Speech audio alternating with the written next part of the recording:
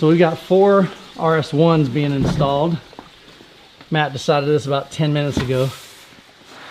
He's like, let's do it. So the thought is, we're gonna put, so we got the 4 up there, 18, so now we're gonna add another 4 here. 1, 2, 3, and a 4th one down there. The shims almost look like they're part of the cabinet. It's gonna be sweet, Rusty. These are nice and cute. Yeah. Jeff, I am seeing something new. What in the world? You've been cooking up something in the mad science lab.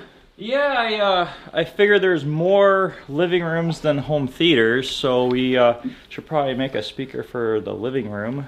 And there may or may not be some 12-inch subwoofers for living rooms to be announced soon as well. Do you guys hear that? If we have this line in a full suite, where you have floor stander, center channel, on wall, you know, surround, And then the 12-inch subs. and the subs, we're gonna sell 100 to 1, 1,000 to 1 versus this. Jeff, do you have a new name for it, or are you able to share that? We're gonna go with the...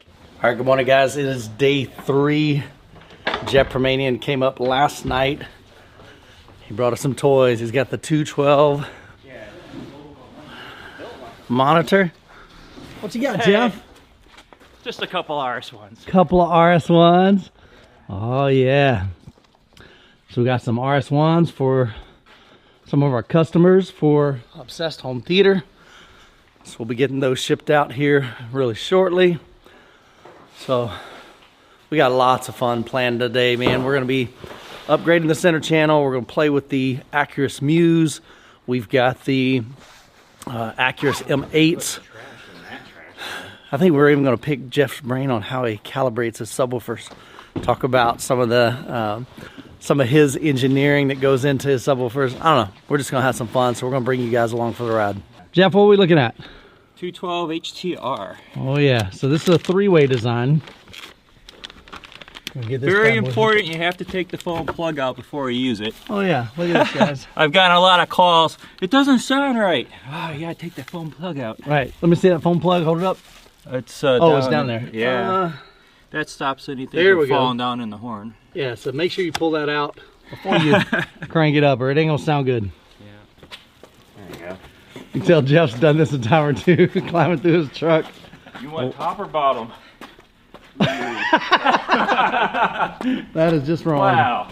Wow, you're a youth pastor. You shouldn't laugh at that. I'm not supposed to get those innuendos, right? You're not supposed to. Push me down.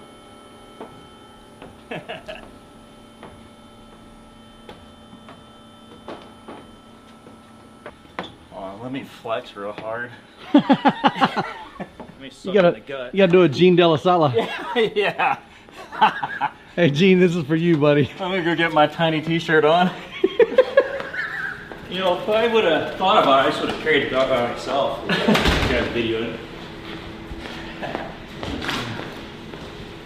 Watch your step.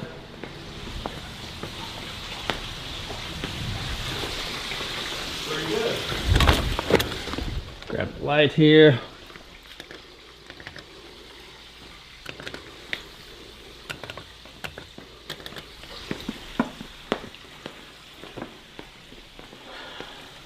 Nicely done, fellas.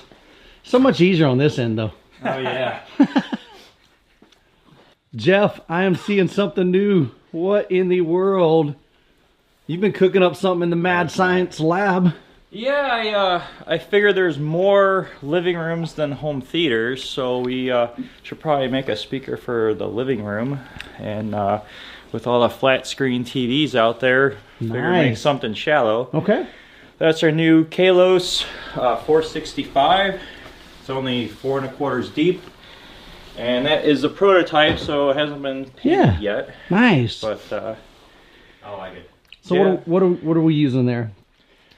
In the middle is a horn that's 90 by 60 rotatable. Okay. And then 2 6.5 woofers, and then 2 6.5 passive radiators. All right. It's tuned to 80 hertz, 97 dB sensitivity, 800 watt power handling. Man, 800 watts. Yeah, and 25 pounds. Okay. So, yeah, figure a couple of those on either side of a flat screen, and you'll get some JTR home theater performance in a living room. And Nice. Yep. Yeah, that's one thing that, you know, you make incredible speakers, but, you know, as we talked about, these over here, they're huge. You know, we've got dual 10-inch drivers. So you're going to have the ability brackets for on wall. Okay, that makes sense. Rotatable, obviously, since you're on vertical or horizontal. Okay. Nice. Are we going to have maybe different finishes, or what are you thinking there? Yeah, I think we're going to start out with white and gray. Okay. And maybe later on go to like a brown. I'm thinking not offer it in black, though. Okay. Uh-oh. All right, Yeah. going against the grain. Yeah. All right. And there may or may not be some 12-inch subwoofers for living rooms to be announced soon as well. Do you guys hear that? So Jeff's been cooking up some stuff. We've had some great conversation over the past couple months. Just saying, all right, Jeff, we love your stuff. Is there any way that we can get something smaller, something for the living room? Because a lot of you guys, 2/3 of you, have shared with me that you do not have a dedicated theater room, and your wife or significant other isn't going to let you put a big, massive dual 12-inch in a living room. I mean, in this space, it works. It's huge. But the average living room, you guys are saying, hey, we need something smaller. So Jeff is like, all right, let's get to work. Let's see if we can design something super cool. So I'm extremely excited about this. Matt and I have been dropping some little hints, nothing major. So I wanted to let Jeff kind of introduce this. Jeff, do you have a new name for it, or are you able to share that? We're going to go with the Kaos 465. Kalos is Greek for beautiful. Nice. The Noesis is Greek for intelligence. Okay. So just staying along that same theme. I love it, man. I love it. Yeah. Jeff, this is super cool, man. This is going to be beautiful. So down the road, maybe some other models. So towers, matching surrounds. So I'm excited, Jeff. I think it's cool watching you innovate, watching you just kind of think outside the box. Well, I like the challenge. Yeah, so this new on-wall speaker is as powerful as our Noesis 210 HT. Really? Really close. So by powerful, what are you talking about there? 123 decibels. Oh my goodness. So the output that we're going to be able to Yeah. get out of this speaker here is equivalent to these 210s down here. That's pretty incredible. That's one thing I've always appreciated about you, Jeff, is you're an engineer. You want to provide the absolute best components. Yesterday we were taking apart one of the subwoofers. Oh, the RS2s over here. Pulled one of the drivers out, and I shared with my audience that big, massive, humongous driver, big magnet, massive motor structure. You overbuild like everything. And I've even heard you say, let's see if we can blow it up. Like, you just want to see if, like, where's the breaking point? Because if I figure out a breaking point, then let me re-engineer it or make some tweaks to it so that it doesn't break. And a lot of our guys, they like high SPL. They want to crank it. And your speakers absolutely deliver that, but you also provide a ton of delicacy, a ton of just intricate details that I'm hearing in music and movies without that shrill pop in. So I'm combining audiophile technology and concert speaker technology. So we're able to give the detail and dynamics of both. Yeah. I don't know too many people are doing that, and that was kind of the idea behind the whole Noesis line, is getting the fidelity and the intelligibility from an audiophile speaker, but then the dynamics that a concert speaker can provide. And yeah, we're gonna move all this components over to the side cabinets over here, and then Mike's gonna take that shelf, move it down, angle it up towards the listening position. We're gonna be ready to rock and roll here in a little see bit. if there's pocket screws in here. Maybe just remove this piece too. Jeff's gonna re-engineer the cabinet Yeah. while he's here. Well, it'd look cool if you have the speaker port like right underneath here. Well, we definitely need to angle it up because Yeah. last night, Correct. especially listening to that movie, Yeah. it was bad. Yeah. So If we can, and so when Mike finishes his breakfast, he's gonna move that shelf and we're gonna angle it up so that the whole shelf is angled, so that the 212 sits at the right angle. Because it really did sound like it was far below the TV. yeah. One thing I noticed. That was a temporary setup. One thing I noticed about these seats, when you sit down, your head is actually pretty low because they sink pretty far. But Rusty's right. If we can get that this speaker angled up towards the listening position, that'll be even better in this room. I think having this matching speaker, because it's the same speaker in a monitor configuration. Correct. And I think it will sound even better. I believe so too. I think Matt's really going to like the upgraded three-way design. It's not that we need more output. We had plenty of output last night. But it's just going to be voice match. It's going to be the same tonal properties and everything. Yep. If you can get it like I'm carrying it, and then we could slide it and one of us could reach back there. Yeah, well, it's easier if there's an angle on it. Like swivel it out. Yeah. Yeah. Well, maybe. Because I can't reach it right now. I think it's easier for you. I think it's on yours. I did it from that side, but there you go. Got it? Sweet. Ready? Well, I don't know where I'm going with it, but Somewhere on the carpet. yep. You want to set your end down? Yep. All right, so this is the 10-inch sealed version. So that's now going to be upgraded with a 12-inch three-way version, front ported. So that's always good when you've got a cabinet like that. Ideally, I'd rather not have it in a cabinet, but we do want to, or at least Matt wants to keep this, you know, looking like a family room more than just a dedicated theater room. But this thing is a beast of a center channel. Two 12-inch, massive compression driver, coaxial. And this is what Jeff was talking about right here. If you guys can see, there's a foam plug. So make sure when you buy one, you remove this plug or it's gonna sound like doo-doo. All right, so here you can see them side by side. They're still both beefy center channels. Oh, there you go. That's gonna be a cool picture. And if you can show up close, the difference in the coaxial driver versus the non-coaxial. Yeah, let's see if we can. Let's see. I don't know if you'll be able to see that very well. All right, so you can see right here. Jeff, tell me what we're looking at. That's just like a screen in front of the tweeter on the top. Protective. Okay. Stuff doesn't fall down there and rattle. So there's just a single tweeter there versus down here. What are we looking at? There's a mid-range and a tweeter in there. So 5.5-inch mid-range. What frequency range does just this tweeter cover?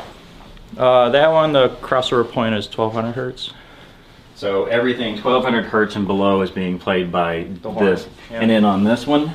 It's 600 and 6200. So this one portion of the speaker is paying from 6200 down. Up. 600 up. Yeah, up. So you're getting a whole extra octave. So that's 1200 up, horn 6200 up. Is that right? 600 on the bottom, 1200 on top. Oh, 600 and up. 6200 on the mid-range, and then 6200 up. So the whole horn there covers from 600 and up, and then the top one, it's... Yeah, that's what I was trying to say. Yeah. It's like this one section. Yeah. read my mind, not my lips. Let me get in. Everything about 600. I'll take care of you. Yeah. 600 and up just from this section, and then the woofers are doing 600 and down. Yeah. Okay. And then this speaker, the crossover point's to 2000 hertz. And so this one, it's 1200 and up, 1200 and down. Yeah. And then the top one's 2000 hertz and up. So other than like just the size of the drivers, the real difference is how much, there's 3 different drivers versus 2. Yeah. And you get a whole nother octave of horn loading. There you go. From the man himself. You still see that's wood. Yeah, for sure. I mean, we'd offer a black option, right? Because if you're going to He was do... thinking I don't know. He said maybe not. gray, Well, white. if you're doing it on the wall, you may want, you know, a black or white option. I guess. But black, but not textured black. But I was saying Like a flat translucent black. white, so you can see the wood through the Yeah. paint. And Is maybe- this functional? No. No, okay. Just prototype. So you have you developed the crossovers for it? Think about Okay. your The PSBs. cabinet showed up This is yesterday. Okay, This is gotcha. about the same thickness as your PSB Yeah. on walls. And actually, same length too, similar. Maybe shorter. It would be the same. It would be the same depth because your keyhole mounting rather than because there's a standoff on Yeah, the rubber. they stand off a good inch and a half. Right. Yeah. I love when it's flush mounted right up against the wall. It's 4 1/4 inches deep. Yeah. Did you actually, man? Well, I know it may not matter. Are The horns rotatable? Mounts, are the mounts on a 16-inch, 32 inches apart? Probably not. Not that it would matter, because the odds of your studs being exactly where you want them to be. Yeah. So Jeff, you just mentioned that the horn is rotatable, so these could be used as an LCR maybe behind the screen? Yep. Okay. Horizontal or vertical. Or if you're a grown-up, like below and beside the TV. You're right, dude. You know what would be cool is if you had like a... So if you don't have like big time money like you got, or he's got, then you just have a regular TV like me. Right, right. Like rubber stops you got to put it below and above. Then you could like... Or so you could screw the mount part on, make it a little shorter. Screw that on the wall where you can hit the studs, and then you can French cleat it and just hang it. Yeah. And then you have some rubber bumpers back here to keep it straight. So, right now, I think my idea to start out with would be to have like 4 T-nuts, and it would be where you could use off-the-shelf bracket. You know, there's several companies making wall brackets, so I'd find like some of the more popular patterns and just put in 4 T-nuts so you can mount whatever universal bracket you'd want on it. So you could either use the keyholes or put a universal mount on it. But if you can keep it super low profile, like think about like a basic TV, flat screen TV mount.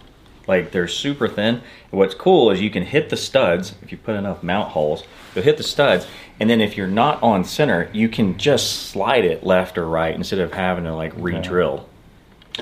So let's say then we have the left and right floor standing. Would you, or actually let me ask you this. So do you think there's going to be a benefit to having a larger cabinet center channel, or would this just be the center channel to pair with a floor standing? I would just pair it with this. Like, do you think, like, if you made a bigger box, do you gain anything substantial other than maybe low frequency response? Well, that's a whole different design. Yeah. So, yeah, you can't just make minor changes like that. Yeah. Let's just put a Ferrari piston in a Chevy. Well, let me rephrase that. Let's say there was a different design. Do you think you'll gain substantial benefits from having a different center channel than just pairing this as our dedicated center with our floor standers to match? Well, I was going to use this topology for the floor standers and then probably integrate a powered subwoofer. Gotcha. Into the towers? Yeah. Okay. So are you thinking of this being an LCR or just a LR? Could be LCR. Okay, so you could use that's all why I three. did the horizontal or vertical. Okay, that's what I thought. I think these would make amazing surrounds. But Matt's talking about what do we do when we turn this into a tower speaker? Right, so when we have a tower, will this made up... It'd basically be Oh man, you know what though? the horn with the woofers and then like a subwoofer underneath. If you just had like a cool kind of So, artsy looking stand, I don't know how much you want to include this, but if you had like a artsy looking stand that could come right and mount there, I don't know if it would be too tippy, but if it was secure enough, that would actually look kind of cool as a floor stander. Like I'm imagining like a pipe with like a cool tripod looking thing. Yeah, like you know, I'm more thinking like machined aluminum. Like on the Evokes, it's kind of got that like spider looking stand to spread it out, or the Perlisons, not to copy their design, but you know, something to spread it out. It could look good as But again, if you're going to occupy that space, give me a box. You know, I might as well give me a box. Yeah. Put it in. Yeah. So one idea I had was just put the 12-inch subwoofer on for the LCR and then make a fancy mount to set this on top of the subwoofer and Okay. put them together. So then when you have your 4 subwoofers in the room at the 4 corners, or 2 in the front, 2 in the back, the 2 would be here with these on a fancy stand sitting on top. Mm-hmm. Yeah, these would make great surrounds too because they're low profile. I think so. Well, the next version is going to be this cut in half for surrounds. So Okay. it'd be the Kaos 265. Nice. So these 3. Yeah. Get rid of the 2. But I was going to have the passive horn mid. Mm-hmm. The passives are the end ones. Yeah, on the outside. Okay. There's no driver there. Now, Jeff, what is the purpose of doing a passive on a speaker? Like, what benefit do we gain from that? Well, a passive is a port, so this is a bass reflex enclosure. Okay. The passive eliminates any kind of port noise, port chuffing and stuff, and then you also are not taking up internal volume because obviously the port's sizable. So when you're trying to go small, passive radiator makes a lot more sense. Nice. Okay, that's cool to know. Well, there's a bunch of DIYers, but I don't like they say clone, but I don't think clone is the right word because they're not using the same parts. Right. You know, they have stuff that they have lookalikes. They're not clones. Right. I have probably a dozen like straight copiers, maybe more if you count the rest of the world. They copy. Now I don't make stuff, but I discover stuff and then they copy. So the reason why I ask is like, good luck trying to keep up with you. You know, Yeah. If we shared a new design, like good luck. You know, unless you had somebody who's watching everything you do and is like straight copy. You know. Yeah, no one's straight copying because you wouldn't save much money. Right. You know, you take Captivator RS2 and you got a couple of gyros that are $1,000 a piece, and you got a $1,000+ amplifier, and then you got a Baltic birch cabinet, and all of a sudden a DIYer is going to be at the same money that what I sell a Cap RS2 for.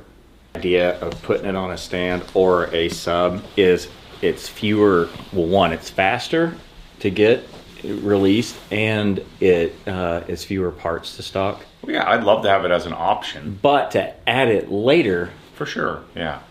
and artistically, it looks nice because they would be complete matches.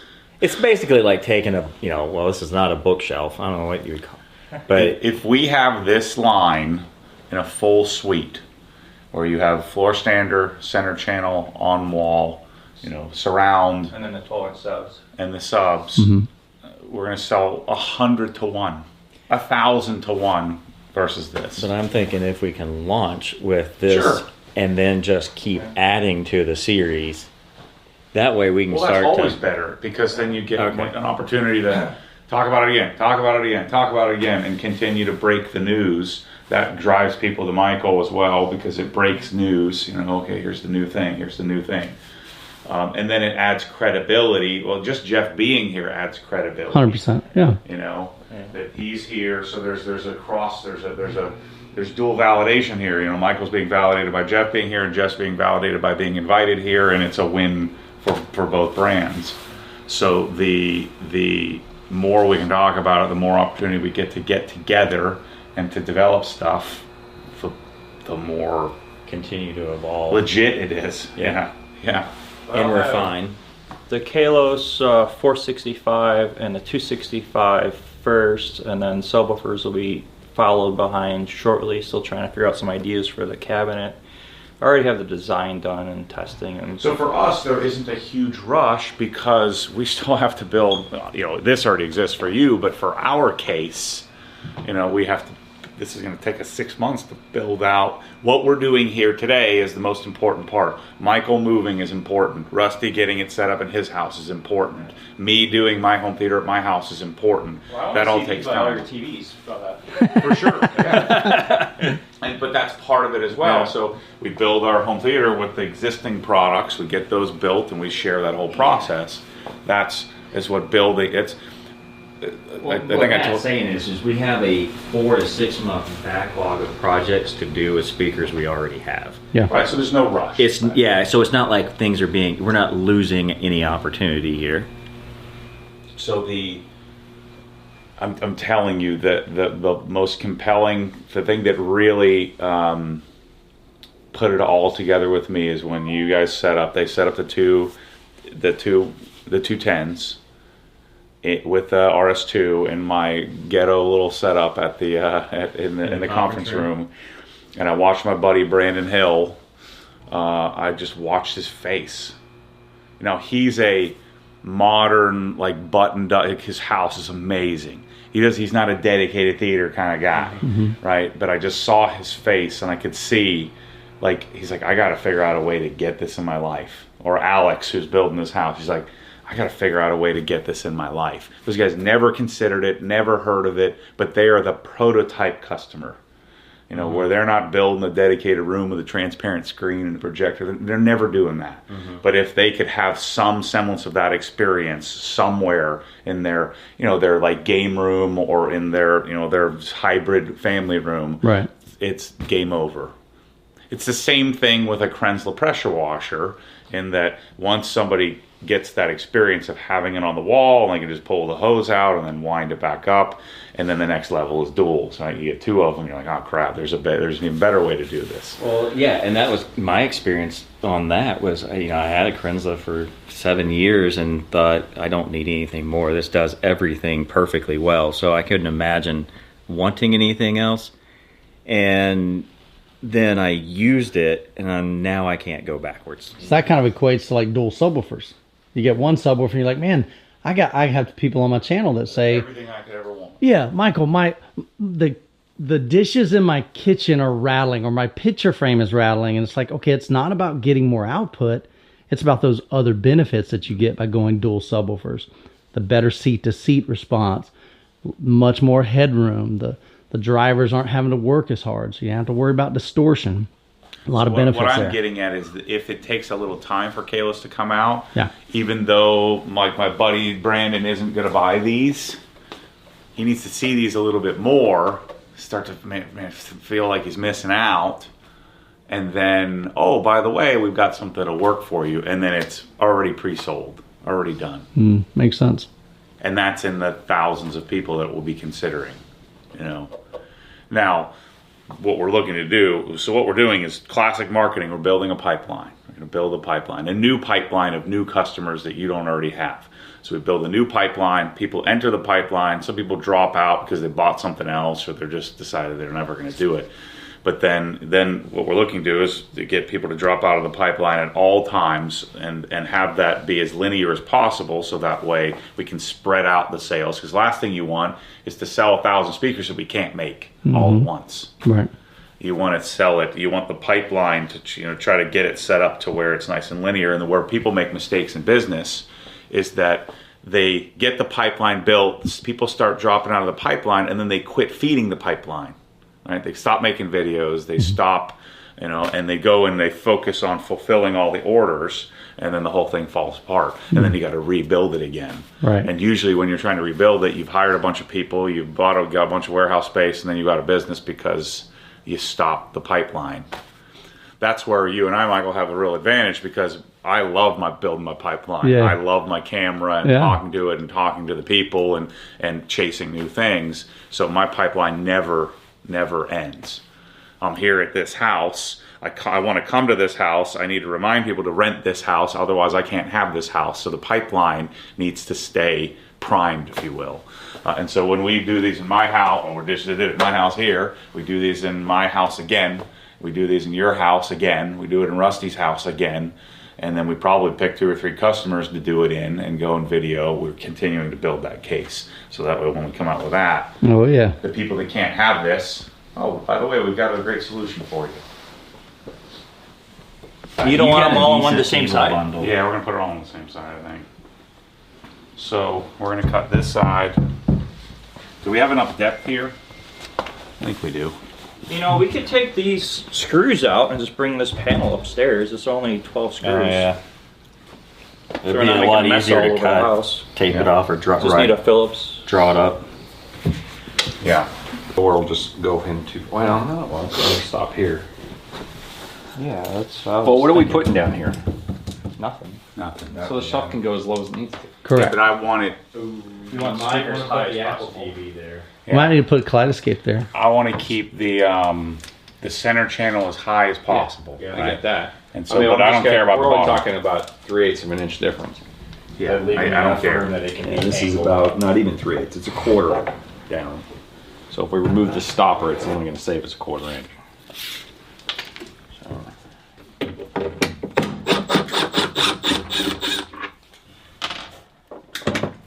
Listen, just stay out of your way.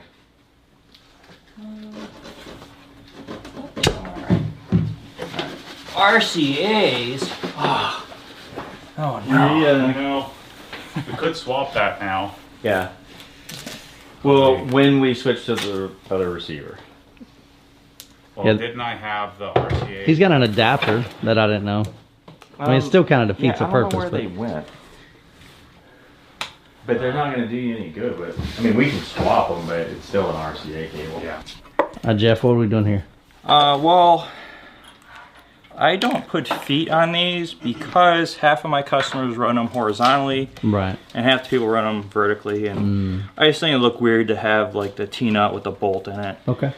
So most of the time, my customers will just do like a stick-on feet, Right. or something if they are on a hard surface, or an isolation pad is actually what a lot of people do. Isolation pads work really well. Like a subdue pad or Yeah, something like exactly. that. Okay. But for here, they want to do feet.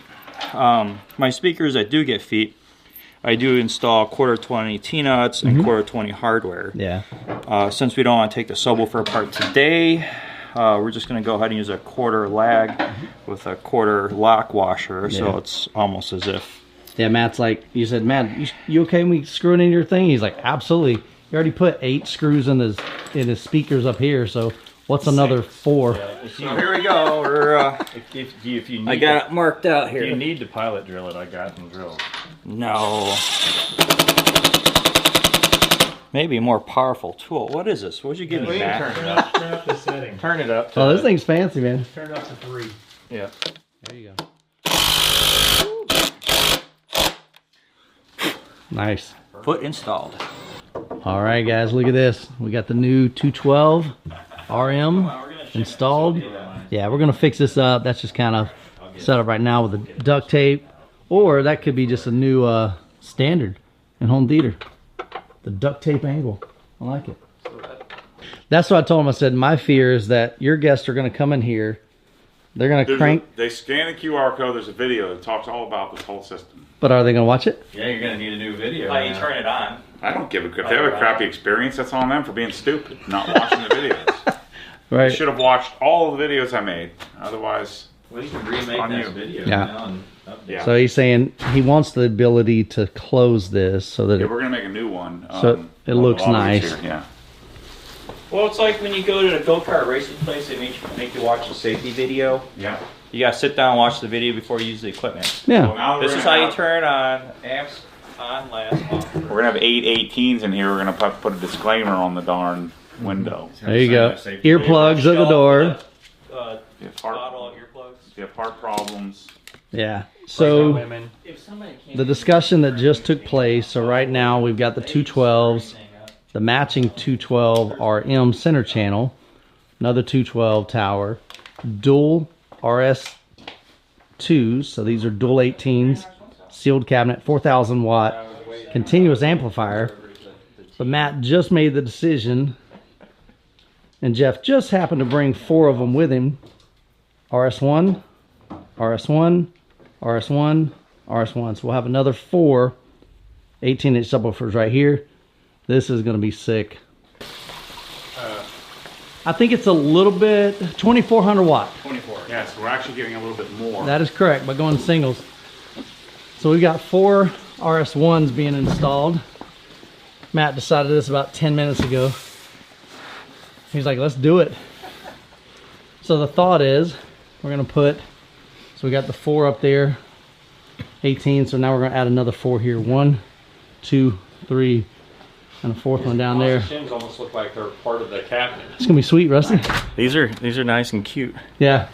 They're so big. But I want to get the 2 laid out so you can visualize it. Yeah, I think we should go forward with a couch like half a foot. Well, if we're gonna have to move the rug too, so maybe we should. that'll make your TV bigger too. Yeah. Yeah. You mean the we should computer take the couch monitor? apart, move the. The 3 subwoofer zones. Calibrate that.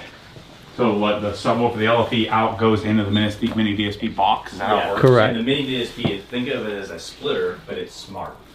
So you don't you have the software, but you don't have one of those things with you. We didn't bring one, I went no. home. I didn't bring it. Not here in Helen, Georgia.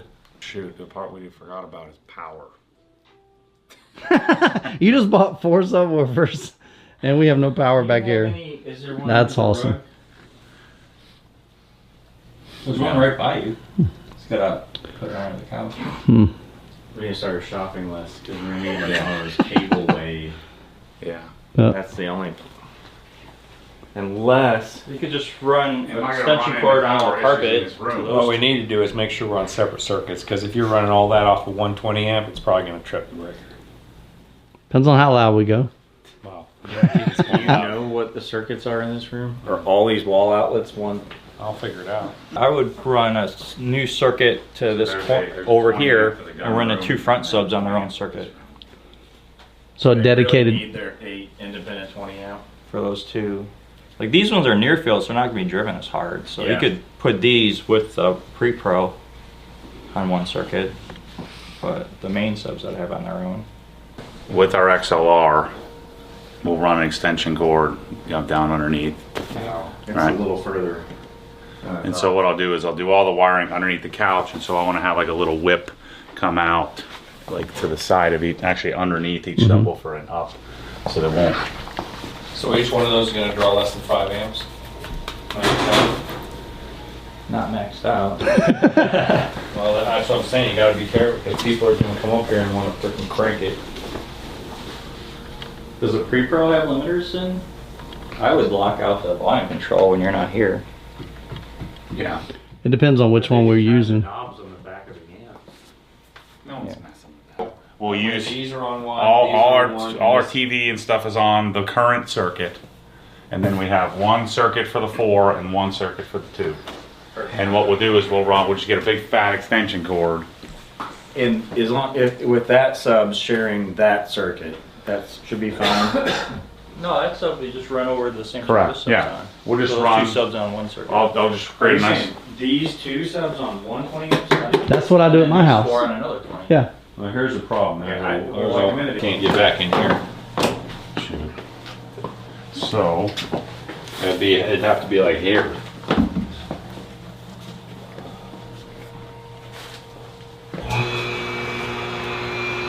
I can't fit back there. Where are you going? To return. Yeah, behind it. because I can cut in a box here. I just have to cut in. I have to be able to cut a hole. I can cut it from this side though, and then fish it through. Because I can't fit my body back there. No.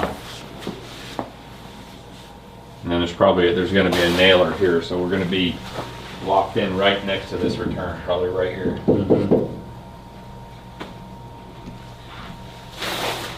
Yeah, we can do it. Let's do it. Ace, I don't think I have a cut in here. Single receptacle, single gang. Split the receptacle, 20 on the top, 20 on the bottom. Yeah. And then we need to get some serious extension cords. Yeah. So we need There's a depot in Dahlonega. I can get. Could have bought my Tesla Model S instead of bought a bunch of JTR. You liking that? Yeah. 418s, Matt, in the back. I created a whole myriad of other problems. We gotta get power, we gotta get cables, we gotta figure out how to get the But see, this is how the whole system works. You create a problem, you learn how to solve it, and then you provide value by solving that problem for other people. Yeah, so you're gonna need to run more power. Look at it. It also means that I end up in the corner, crying myself to sleep. So we're gonna run another dedicated 20, Matt? Is that the plan? 2. 2. We don't have a dedicated 20 in here. Okay. So we were setting ourselves up for failure with the current setup. So now we're gonna have 2 20s. Okay. We're gonna run it in the corner over there. Right. So Mike's getting his list together of all the things we need to get. Hopefully Ace has most of it, or all of it. We thought we had all of it here, and we had literally none of it. Not one thing. Well, we had a cover. We had an outlet cover. We need an outlet. We need the cable. We need the power cable. We Right. need a bunch of crap. Cut-in box.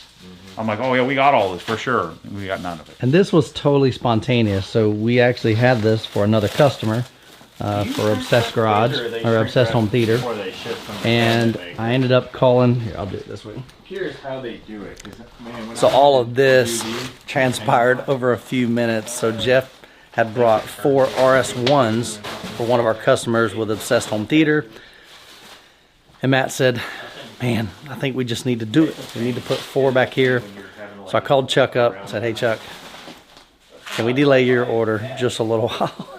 And he's like, absolutely. So Chuck, big shout out to you. Appreciate you, man, being so accommodating. And so, but we'll take care of you. We'll get those shipped out to you super, super quick. But man, this, like Rusty said, this added a whole nother world of problems, but we're gonna solve it. We got a few days to make it happen, so we're gonna get busy. Hey guys, I want to give you a quick view of a brand new center channel from JTR. This is a prototype. So Jeff brought the brand new Kaos 465. So we've got dual 5.5 inch here, tweeter, compression driver tweeter. These are passive radiators, 6.5s. So we've got Baltic birch. So this will of course be stained or different finishes. I think Jeff's gonna come out with a white one, probably a gray one, maybe a black one as well. He said this has got, I think, 123 dB of output. So it's pretty similar to his bigger center channels, which is phenomenal. You can see in comparison, here's a Sennheiser sound bar. So it'd be quite a bit taller. On the back, we've got binding post, and then there's keyholes. Might be able to see here. Yeah, so we've got keyholes down here. So if you wanted to mount it to a wall, because it's sealed back here, you can mount that flush. The passive radiators act as the port, so you don't have to worry about extending this off the wall. But this thing is gorgeous. Can't wait to see the finished product, but just want to give you guys a first look at the new Kaos 465. All right, so it's been a super busy day. Jeff Permanian came over last night, hung out with us. We went out to dinner with him. And earlier today, we got up this morning and he brings in his brand new prototype speaker, the Kaos 465 center channel. And so this is a new center channel, new series of speakers that he's gonna be introducing. We approached Jeff a couple months ago and said, Jeff, we love your speakers. We'd love to see if you could design a living room friendly system, something that's a little bit thinner, smaller profile, but we still want your performance. I don't want to sacrifice that. And so Jeff got to work immediately, sent us some like a mock-up and drawings and stuff. And I said, man, this is gonna look sweet. He showed us the drivers he was thinking of, and he got to ordering some parts, and he's like, all right. And so I love seeing how his brain works, and he just went into gear. And so he came up with this new series called Kaos, and that means beautiful in the Greek. So this new series, eventually it'll have a full suite of towers, center channel, which he's already brought. It's just a prototype, so it's not working. Not a finish. He wants to eventually put the next thing he's going to work on is just some different finishes. He's thinking probably white, gray, possibly black. He may not even do a black one, but he's thinking at least white and gray. So thinner profile, but still massive performance. He was telling me the Kaos 465 will have the same output, 123 dB, as his, I think the 210 210 HT center channel, dual 10 inch. So it's got a compression driver for the tweeter, 2 6.5 inch mid-range, and then it has on the very outside they're about 7 inches, let's just say 2 7-inch passive radiators. And I asked Jeff, why would you use a passive radiator? What benefit do you get out of that? And he said one reason he likes to use that, or he chose to use that, was you get the ability to make a smaller cabinet. The passive radiators make it basically like a ported design, but you don't have a port in the rear like you typically do with speakers. And so you can mount this flush against your wall. So I'm super excited about this. He's even designing like a 12-inch subwoofer So a little bit smaller enclosure. Again, this is something I know you guys have been asking for. So we with Obsessed Home Theater have just kind of made it our mission. Like, we're gonna make this thing happen.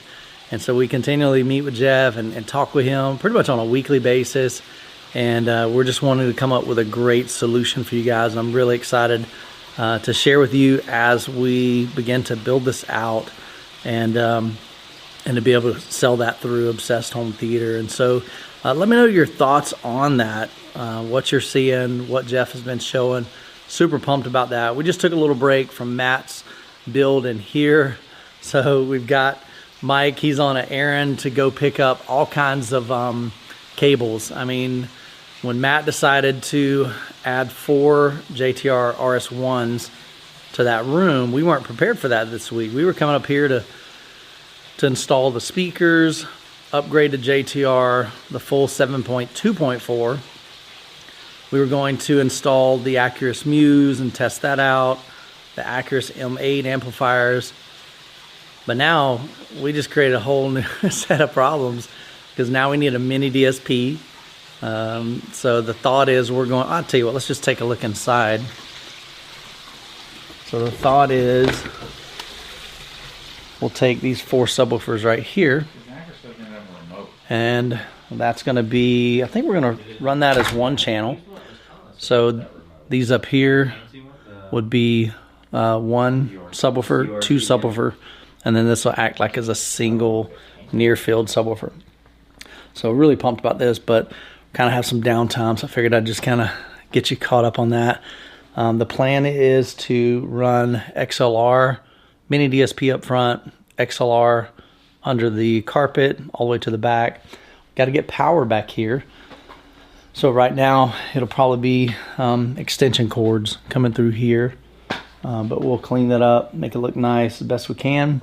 Mike's gonna install, I think, 2 more dedicated 20s in this room because we only have 1 dedicated. No, we don't even have a dedicated 20. I think it's a 15 amp. Is it 20? So you got 1? Yeah, outlets are on 120. Okay, so everything in this room is 120, a single 20. Lights are on 1, outlets are on another. There's another 20 to the safe, but that doesn't help us. Okay. So we're gonna run 2 extra 20s to do the subwoofers. Gotcha. I think we need to go Acurus right now. Okay. That's our job. Yeah, we're. It's funny because this whole thing's like a work in progress. You know, we got one plan. All of our theaters, all the time. All the time. You know, but this keeps it fun. It keeps us in it, interesting, and it presents challenges that we have to overcome. And that's no different than anybody else watching this video. You've got challenges in your room, and when you want to add something, then you're like, oh shoot, that adds another complexity to my system. And how do we solve that? And so biggest challenge is unseeing Wolverine versus Deadpool. That was rough last night. Yeah. I wanted to just hear the center channel, so we put it on for like a few minutes. I'm like, I can't. This is so terrible. I got to turn this off. Yeah. It's terrible. Yeah. Terrible. That's funny. So what do you think of that monster, man? That thing's crazy. That's going to be awesome. So I think in the video, guys, I have been saying for whatever reason, I don't know where we got this from. We've been saying this is a 212 like RM. That is not the case. That is a 212 HTR. Same exact speaker that I've got in my theater room as my LCR. This is just turned horizontal. So I'm not sure where we got confused on that. Over here is the 210 HT. So that's a 2-way version.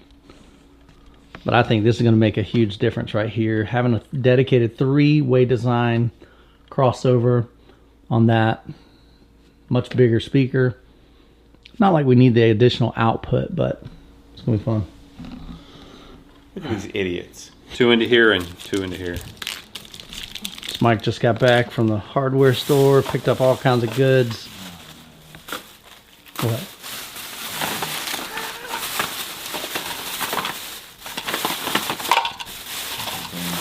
Why don't we just split the middle? Okay. Or a foot, we'll go 6 inches off each side of the center. All right, so what we're doing is we got 4 subwoofers back here.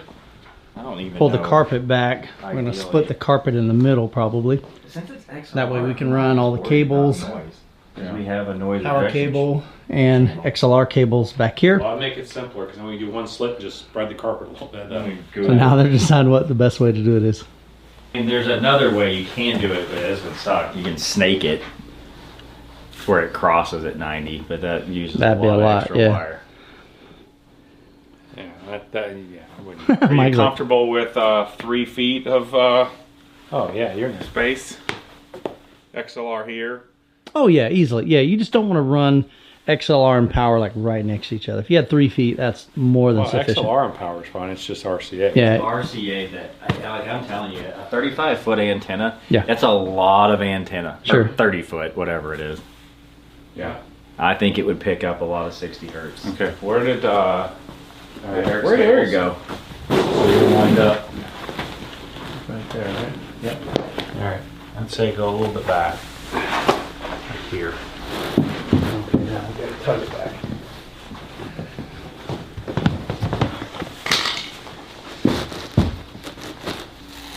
Without having to cut the floor. so the idea is we're going to cut. It's not cut very easily.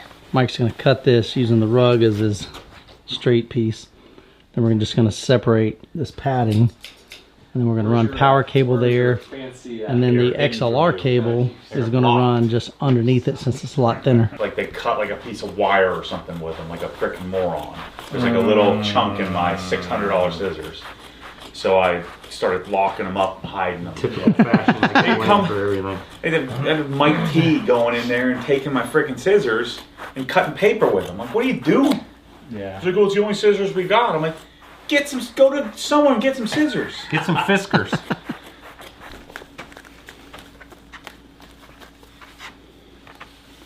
Definitely be proud of us having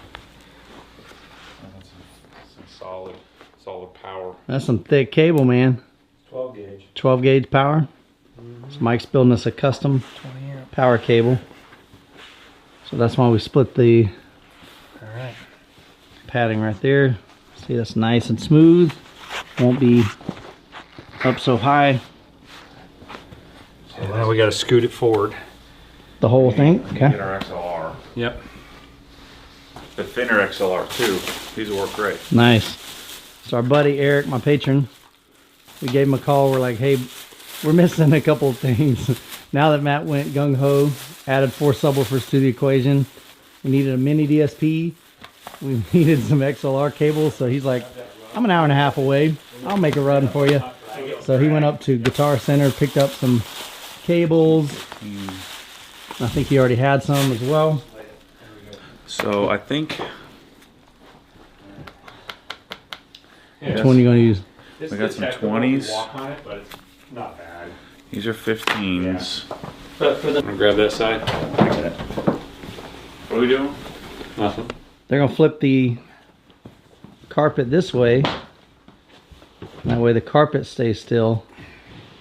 And then we'll run the Yep. XLR cable underneath So- this piece. We're gonna have to make a connection here. They got a 20-footer. Make it under the rug. I mean, under the couch. You're gonna do it, right? Under the rug, under the couch. Yeah. Or back there. So let me just cut these and we'll lay each one out. So, you know, what I'd like to not have is have the connection in the middle of the rug. Right. It's a big Oh, fat. 100%. that's 6 meter. We don't have to. You know, we Oh, need wait. 35 feet. Yeah. Yeah, never mind. They didn't have any, I don't think. Mm. Or I got these real thin guys. These are 15-footers. We do 2 of those. That'd be right in the middle. Actually, no. It might be right underneath the. Your ottoman, but still, if you ever move make that. connection underneath furniture, you're never Yeah. gonna see it. Yeah, we've got the big ottoman that's going to go right there. So it just depends on when you Probably move 12 that. feet. Yeah, it's 12 feet.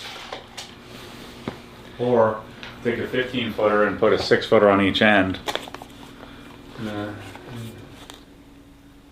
You know what I'm saying? Because then, Yeah, 6 feet would get you Like underneath. right under the edge. yeah. So it'd get here would get us under the couch. Yeah, no, you and then could we do do the that. 6-footer the rest of the way. You think? Yeah, that'll work. Right. Let's see, or if We have got a 20 plan. footer, maybe we can do a 6-footer and a 20-footer. Yeah. To use the thin ones, I think. We'll probably use it. I got a backwards on it. So you got 20 amp on everything, Mike? Mm-hmm. I can't remember. 20 amp plug, 20 amp Yeah, I think. female, 20 amp receptacle, Nice. 12 gauge wire. We're prepared. No, you were right. I was right. All right, so what we've done is we've raised the cabinet up. Just put it on a piece of duct tape right there. And then Mike has cut a notch out right here. So this power cable is going to go It's blank in the back. sit right in there. It's going to be sweet. All right, so one thing we've been working on, some cable management back here. Get everything nice and neat, tidy, dialed in. Matt's finishing up back here. We want it to look all nice and neat.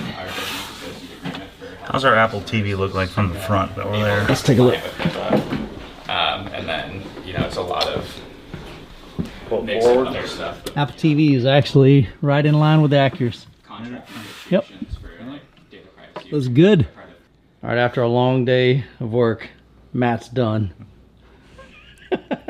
He's toast. Oh, The man. Ethernet cable did me in. Yep, he was laying under there.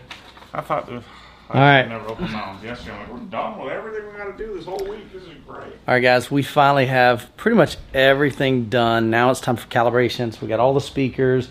Mike's run two 20 amp circuits to the room. We've run power underneath this rug. We trimmed it, cut a hole in the cabinet so that that fits nice and flush. And so much has gone on today. So now we're ready to figure out the Acurus Muse, what they call the aspect. Just right here. So we're going to go through the manual. I'll show you how to hook that up. All right, so the first thing you need to do before you even calibrate it, they recommend going into the Acurus Muse. You're going to set your crossovers for each one of your speakers. And what I don't know is after we run the software aspect, if it will change some of those based on what it measures. We'll see after the calibration. But you set your crossovers, you set your speaker configuration. We've got a 7.3 because we're using one subwoofer here, one subwoofer here, and we've got 4 18s back here. That's going to technically just be a third subwoofer. This way we're calibrating it and running it. So that'll be a technically 7.1, but 7.3.4. We got 4 height speakers. So we set the configuration, we set the crossovers. I want to say there's one more thing.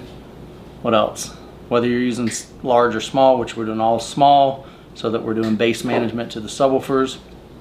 Might be one more thing I'm forgetting.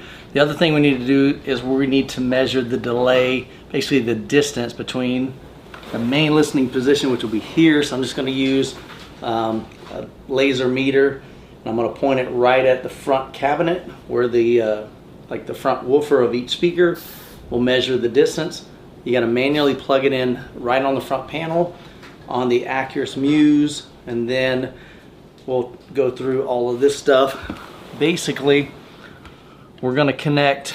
So there's a couple of components here. This is an HDMI stick, so this is going to get connected. Remove that. So you can either connect it directly into one of the HDMI ports on the back of the Muse. We're going to use this dongle just because we don't have a lot of space between the back of the cabinet and the front wall. So we'll use this little included dongle to extend that. This will get plugged into, let's just say, HDMI 8. Then we've got another cable here, this blue one. That'll get plugged into here. This will get plugged into the serial port on the back of the Muse. We're going to make sure that we use the one that says main, not aux out, I believe is the way it's labeled on the other one. There's a power switch on the side of this somewhere, right? No, that's on this other one. Oh, where is it at? There it is right there. So we got a power switch here. Turn that on. They said give this a couple minutes, let it boot up. Once we do that, I forgot we got power to this too. So give it power, turn it on, let it boot up. After that boots up, then I believe the next step, and you guys can check the manual just to make sure I'm doing this right. I'm gonna give this power.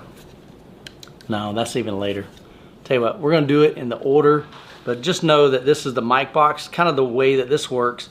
You give power to this, There's 4 USBs. They include 4 long cables here. So we'll end up plugging, basically this will go into one of these. So you'll have 4 input to there. They tell you follow the instructions in the manual because there's a specific way you got to do this. We'll walk through on the screen, show you how to do that. But on the other end here, this will get plugged into the 4 microphones right back here. We've got 4 UMic 1s. So that's kind of the process. So the next step, I'm just going to laser figure out the distances, write those in my phone. I'll go up to the front, plug those into the Muse, and we'll get started with the calibration. All right, so Eric, one of my patrons, graciously made the trip over here. We needed some HDMI cables, so he brought those. And so now what we're doing is he is inputting all of the distances. So on the app, you can go to the Muse using the IP address. We're going to go to the settings. It's working now. So right now he's just clicking on each one of the speakers. Earlier we used my laser meter to figure out the distance for each one, as you can see here. That's good to see. And then he's just going to input all those, and then we can get to calibrating.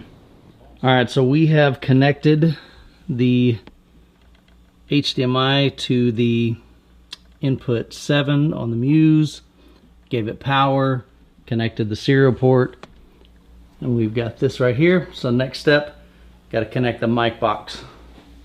So the mic box is this one here. So that's what we're going to be connecting all of the microphones to. All right, so we got the microphone box connected back here near the back of the room. Connect your mobile device. Oh, and then up here. So now we're going to install a remote mouse so that we can control this computer. All right, Rusty, how you doing, man? I'm hanging in there. It's getting late. Getting a little sleepy. About 9:30. It's past Rusty's bedtime. It is past my bedtime. Matt's over here watching football I'm game. doing all right. I slept till 9 something this morning. Eric's over here reading the instruction manual. We're a good team. Yeah, man. Everybody. Sometimes we lose one of us at a time, right? Hey, Michael's look. off in the clouds, and I'm Rusty moving and I the are mouse. hitting it. That's right. And then I'll fall over on the ground, and Michael and Rusty are taking care of it. That's right. I can move my mouse now. All right, sweet. Look at that. All right, nice. Man. So basically at this point, it's going to walk us through. So how many rows we got? So in this room, we only have one I call row. it 1 row. Yeah, 1 row. I'd say, was this 5 seats? I would do, yeah, probably 5 seats. That's cool. Main listing is row 1. Nice. We're going to confirm. So you can also connect a Bluetooth remote or a Bluetooth mouse. So check this out. So now what we're going to do is we're going to connect the microphone to these positions. So we're going to put position 1 in directly in front of where Rusty's sitting. So it's going to be about right here. Yeah. So Eric, if you'll grab the one that's, well, I'll tell you what, come on over here, Eric. I don't want to get up now. So each one of these microphones are labeled. So you can see right here, maybe if I can get it to focus. All right, so this microphone's labeled 1. We got microphone 2 there, microphone 3, microphone 4. So Eric's going to place it right where Rusty's feet are, right in front. And again, the cool thing So, 1's there. is visually, this is showing us where we need to place each one of those microphones. So we're only going to do one at a time. Here. And it's important that you only do them one at a time, but follow the directions. Did it say height? We're going to take a look at it. Ear level. Yeah, we want to do it ear level. That a little bit. Touchdown. All right, so Rusty's going to put it in front of him, ear level. Not my ear level. I can't see my ears. A little down, but not too much. Come up a little bit. Alex, a little bit up. Now, should I lay down on the couch like that and do ear level like right here? That's More ear. accurate. That's awesome. Calibrate to butt level. All right, so we got that one done. So let's read the directions just to make sure, because I'm reading them. it's pretty specific on how we connect this. All right, so now Eric's going to plug in the first one. All right, so we just got one connected. Make sure you don't connect them all at the same time. I can win. All right, so we're gonna get all 4 of these hooked up in the order that they say. But it is important that you do them exactly in the order. So Rusty's gonna get number 2. Rule follower, if I've ever seen it. Dude, I'm totally a rule follower, man. That Wi-Fi, it's a little blinky up in the top left corner there. See What's it? that? It's a little blinky. Yep. I don't know if that's good or bad. I don't know. We're about to find out, see if it works. Gosh, how do people sit like this? Ah. Oh my gosh. Can you sit like this? Not quite like that. God dang. I don't think anybody sits like that. How can you sit like that? I couldn't cross my legs. I do kind of like this. No way. It feels like my hip's gonna pop out of the socket. God dang. You need to do more stretch. And you guys wonder why it takes us so long to calibrate, man. All right, so we've got 4 microphones, 1, 2, 3, and 4. However that was, just like this. And so the way this differs than Odyssey is Acurus provides 4 microphones. These are UMic 1s, 4 stands, the little box back here, the mic box. And you set this up, run the calibration, you never have to move the mics. So that's quite different than what I'm used to with most calibration software. So now we've got different target curves. So I'm thinking, oh, we got 3 pages of target curves. Ooh, I like that 9 dB. Look at that. Oh yeah. 9 dB boost. Go for the boost, bro. So Rusty selected the 9 dB boost. Question. So there's definitely some other stuff we can do. Reference. Okay, so. There's more. Oh. There's another page. So we got gradual slope, 9 dB boost. What was that? They look the same? Oh, It's just not sliding all the way across. Yeah. Yeah. Yeah. That's what we want. All right, so we chose listening room 9 dB bass boost. So you can see the house curve, we got higher bass, and then it slopes off to the right. So that should be what, 85 dB? His reference is 85. 75. 85. 85 with peaks of 105. Yeah. 70, what happens is Odyssey calibrates at 75 because 85 is technically pretty loud. So, Should be 85. Okay, let me bump it. so we're going to do 85. Reference distance. Okay, so the microphone to the front left. All right, so the cool thing is I have my meter. So Our lower 13. EQ limit should have 8 hertz or 6 hertz. So 13 feet, right? Yep. All right, so for the front microphone, Won't go below 20 hertz. Is this gonna be like crazy 85 dB loud? yeah. Pretty much nothing can I don't. calibrate to below 20 hertz anyway. All right, so now we'll take my laser meter. I'd go to where your ears are, not where the microphone is. I thought it said where the microphone. It says microphone 1 to front left loudspeaker. So we're going to do microphone 1 to the front left loudspeaker. Well, I got to figure out where. Hang on. I'm looking at the camera. Shut up, dude. Why are you snorting? 11.1. Man, why you give me a hard time, bro? Because I'm tired. It's like midnight. It's a Celsius shake. All right. So what? How many feet was it? I don't know. I think it was 11. All right, so we got 11. Now we're going to begin the measurements. All right, so during this process, the Muse reboots, kind of boots back up, and so we turned it back on. We got about 7 seconds left, so let's see what happens.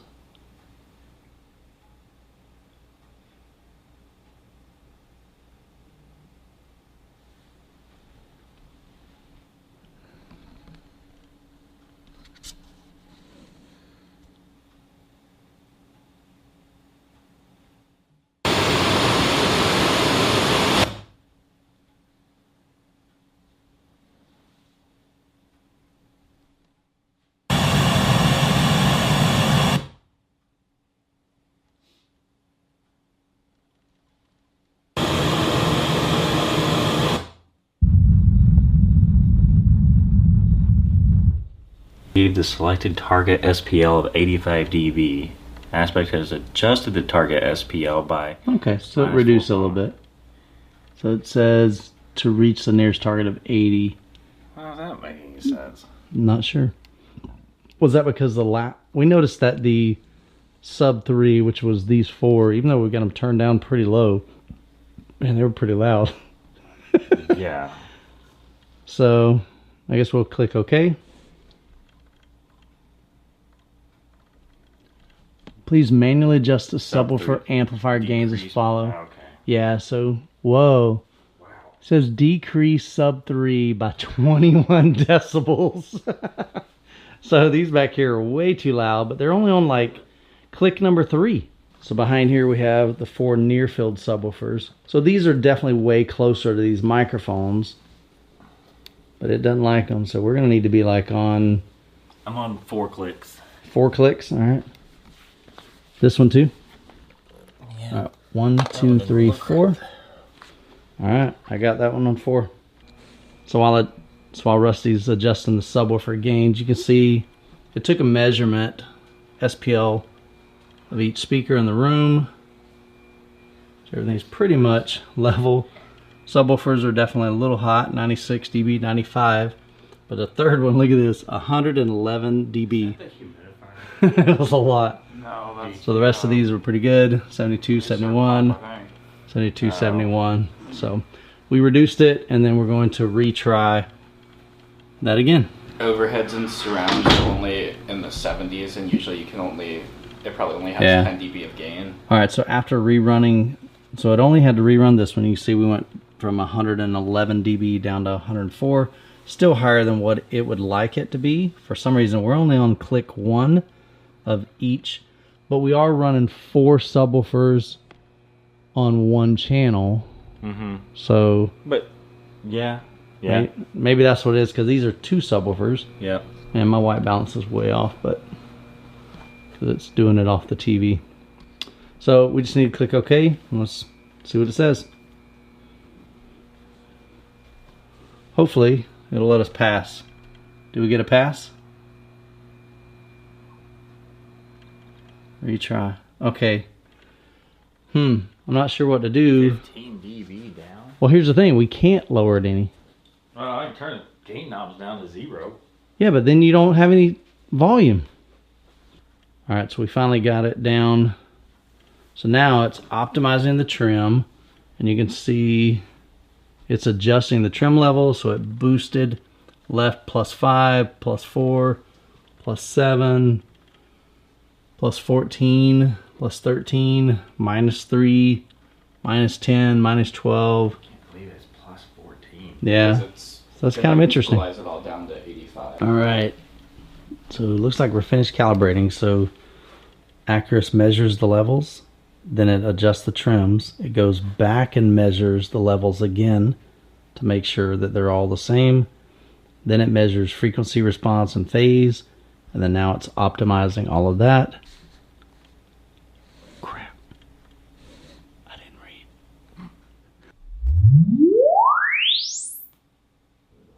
All right, guys. Initial thoughts? That took forever. Yeah, it was Longest a long time. calibration ever. Yeah, definitely a long calibration. So we probably, I don't know, 45 minutes, It was at least an hour. maybe an hour. If it's good, I guess it's worth it. We'll find out. Yeah. So the cool thing I thought was I liked that we didn't have to move the mics.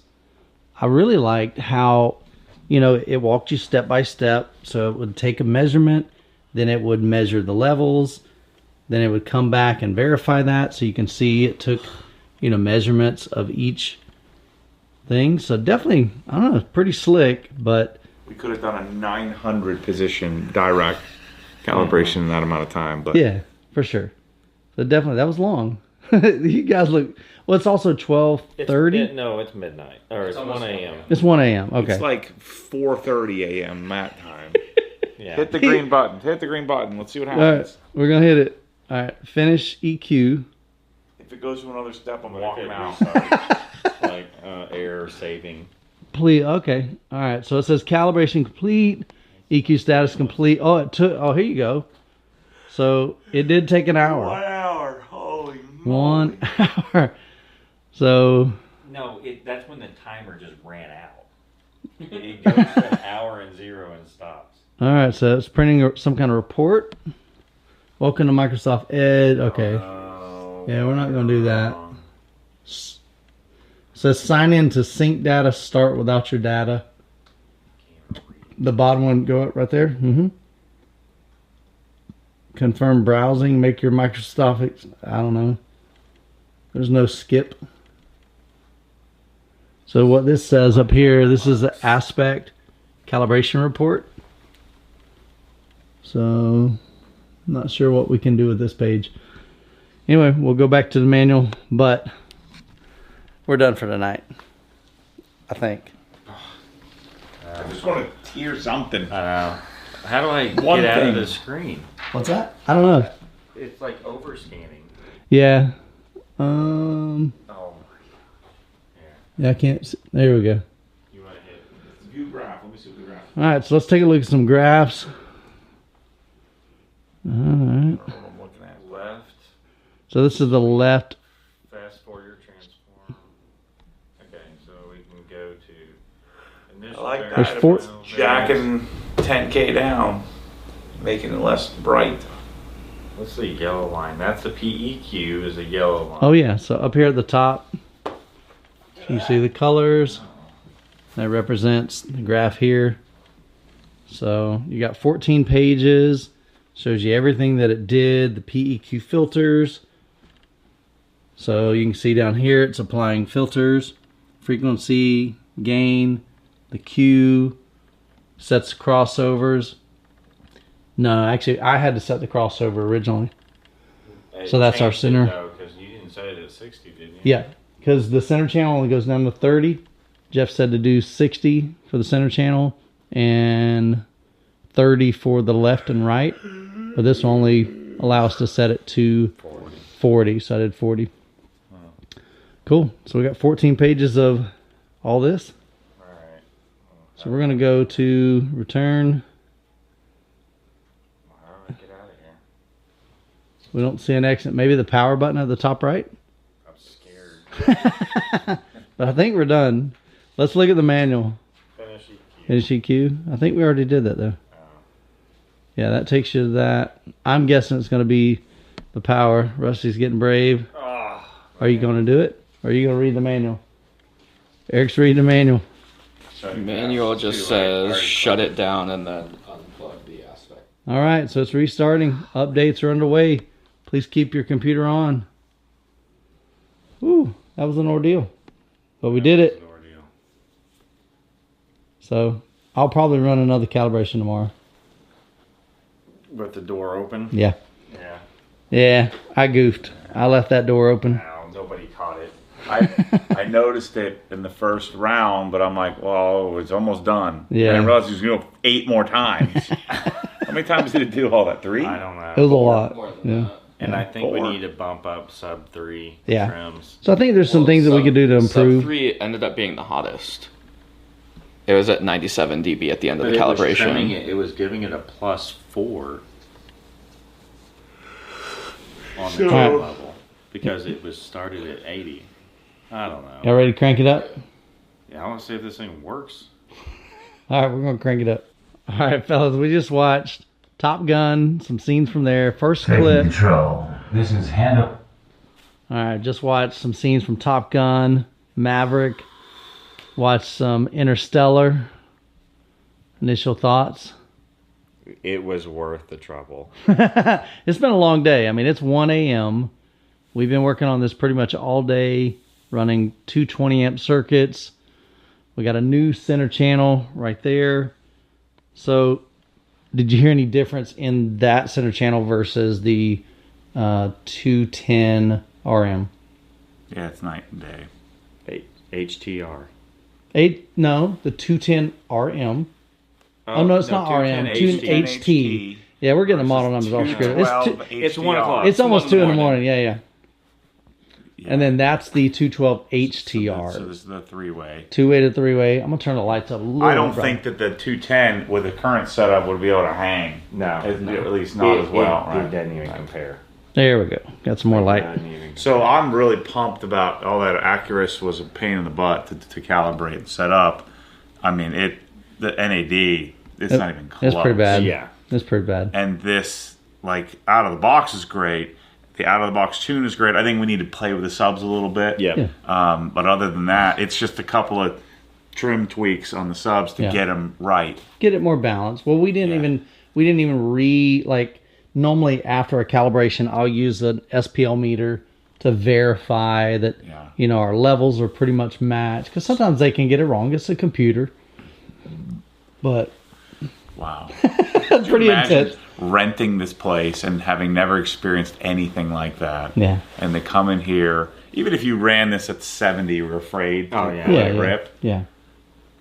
There's no way anybody's going to be able to turn this up, or whatever, their eardrums will explode. Yeah, so we were at 90, and this will go up to 100. Okay. And how do you feel like, I mean, as far as the JTRs, was it struggling? Didn't break a sweat. Not even trying. Yeah. The subwoofers especially. Yeah. But that's what we want. We don't want the subwoofers working hard. Yeah. We want them to be, like the little sub 6s I had at the limit. And you can tell they're at the limit. Sure. Especially on a video. Actually, this would scene destroy blew up my fronts Yeah. probably 3 times. Well, Matt, you had replacement parts because those subwoofers, sometimes they would blow. Right.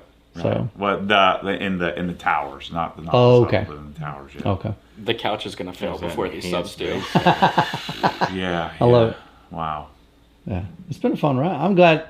Like you said, I wasn't sure where we were going to get to, or if we were even going to get there, because it was an hour of calibration.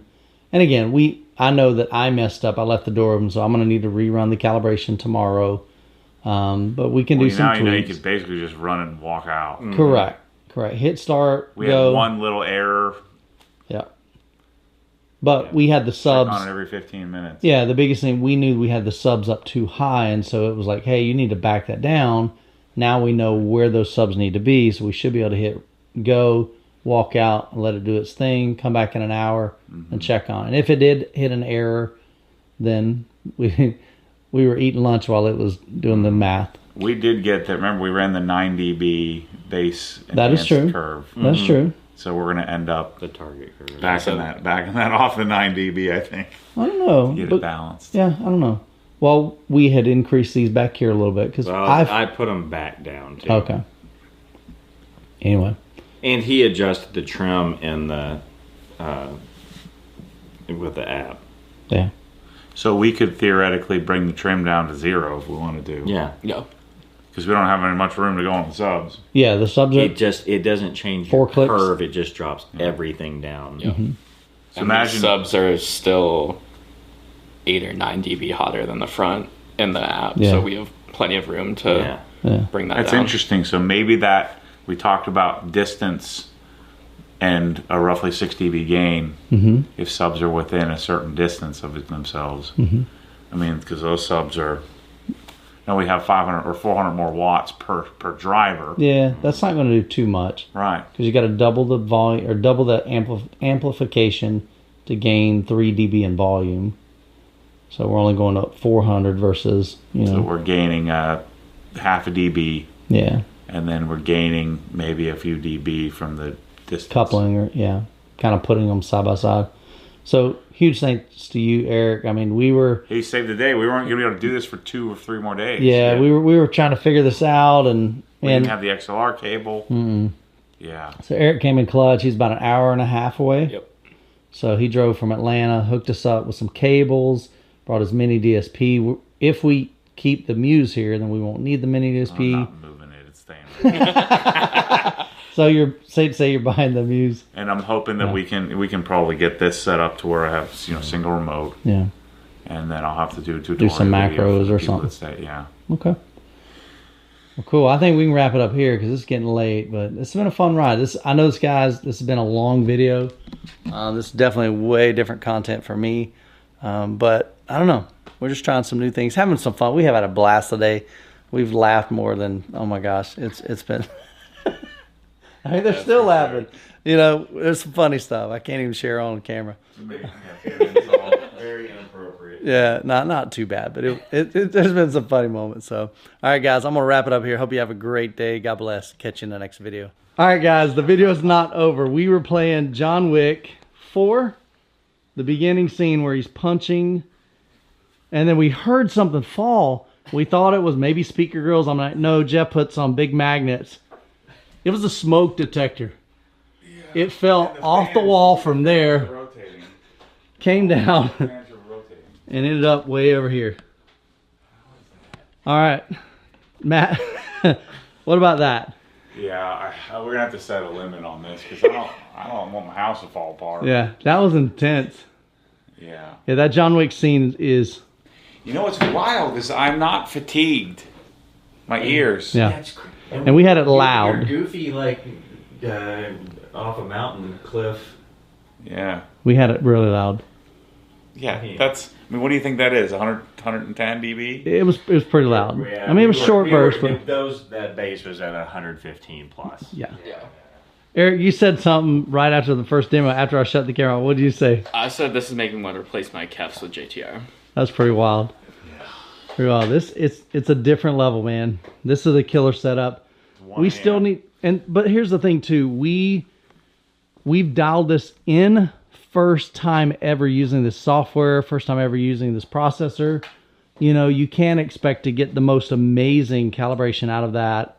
So I don't know what else I would change other than we got a little too. We got to dial. Well, but we can do that with levels. You know, I can get an SPL meter. We can kind of check the levels and see. I mean, these may be 15 dB hot back here. Who knows? Matt was grinning from ear to ear like a kid at Christmas, man. I'm telling you, my little baby Dyne audio system, people thought it was the most amazing thing they'd ever heard. Just wait. Yeah. No. Yeah. Just. Yeah. Yeah. So. All it took was $80,000. I'm good to. I'll sell off all my old equipment, but. Yeah. Jeez. Yeah. All right, guys. We're heading to bed. Later.